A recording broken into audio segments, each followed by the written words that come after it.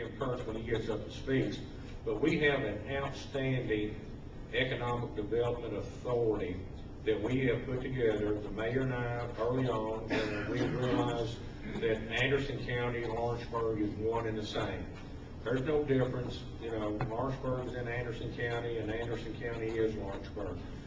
There was an old economic development board that the city had put together that was inactive, for a better word. There was a county economic development board that was active in meeting but really restricted in what they could accomplish. Then you had the old industrial foundation, and the old industrial foundation had the vision and the foresight to see that, you know, we need to bring jobs to Anderson County. Now, whatever you may think about the industrial park that we have now, that's what the industrial foundation started and developed, and it does serve a purpose, but it's kind of outgrown the purpose that particular foundation saw. Well, that foundation, after several meetings, conversations with their chairman, our chairman, Mr. Charlie Kamek, is chairman of our Economic Development Authority. The old foundation was sitting on 1.2, almost $1.3 million. They had sold all the land out there at the site out there, the industrial site, and really had no other business going. So after a lot of discussions, a lot of meetings, the mayor and I, Charlie, the chairman and members of the old foundation decided that they would close their books. And they have transferred that almost $1.3 million to our new Economic Development Authority, which is a joint city-county economic development authority. Now, one of my main focuses when I came into office was economic development for Anderson County. And Jim Kurtz, our director, he's going to tell you it's a tough nut to crack.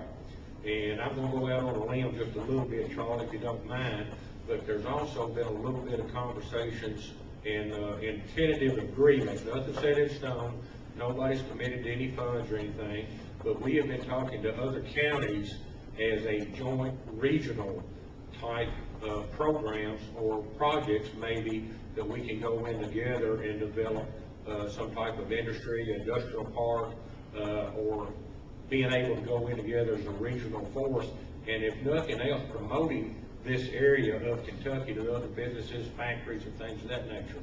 So this is kind of the direction that we're going in.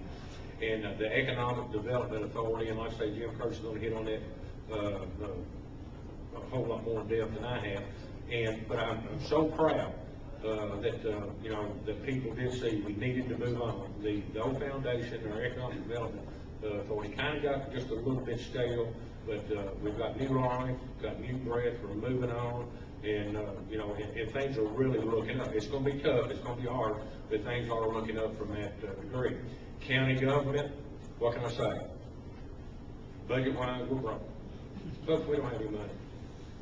You know, we're the money that's coming in. I do not have the money to increase the services that we have, and have no money to create new services. There again, going back to some of our forefathers in government, for whatever reason, you know, the money revenue hasn't increased like it has in surrounding counties. There again, without going into great detail, why and what they have, what we don't have, and how they're getting the revenue, and why we don't have the revenue. We have already busted 6 months into our 12-month fiscal year. We're on a fiscal year, not on a calendar year, but we already busted. We've done overspent all the money I had in the budget for blacktopping our county roads. We have 261 miles of county roads. We've been able to blacktop about 4.5 miles. And we've already busted that line item. Then I had a line item for just patching and paving, that's fixing potholes. I've already busted that line item. We've got 6 months left in our budget. Now, all the money for our road department, for salaries, equipment, blacktop, and things like that comes from the state government, Department of Transportation, what they call county road aid money. That's what we're so dependent on. However, it looks like that they're going to cut that this coming fiscal year. So I may even have less money. It's getting to the point that the revenue that we have is just keeping the administrative part of it going, there's no money to increase these things. Now, we have streamlined, we're trying to save money, we're cutting money. One other little project that I got started that I'm real happy about, we're using state inmate labor out at our park and up around the county courthouse, and the city government is doing that as well. And we're saving a lot of money on labor, and I'm proud of the fact too. I think our park probably looks better than it has, and I'm talking about our community park over here behind the middle school. Probably looks better now than it ever has because we're able to have more people out there working. I'm very, very proud of what we've been able to accomplish out there. But that's been because of free labor, extra labor, and things of that nature right there. But we're looking at contracts.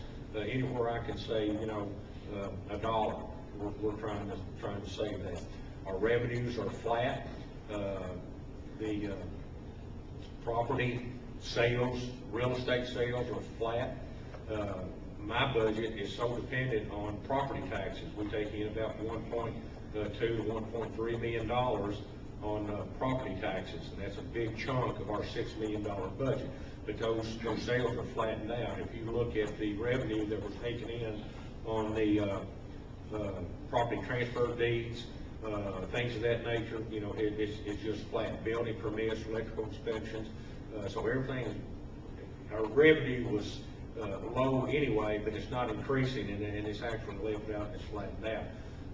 Our jail, we don't have a jail. This is a big issue that you're going to be hearing in the future, and I hope everybody as a community and the business community needs to get behind this as well.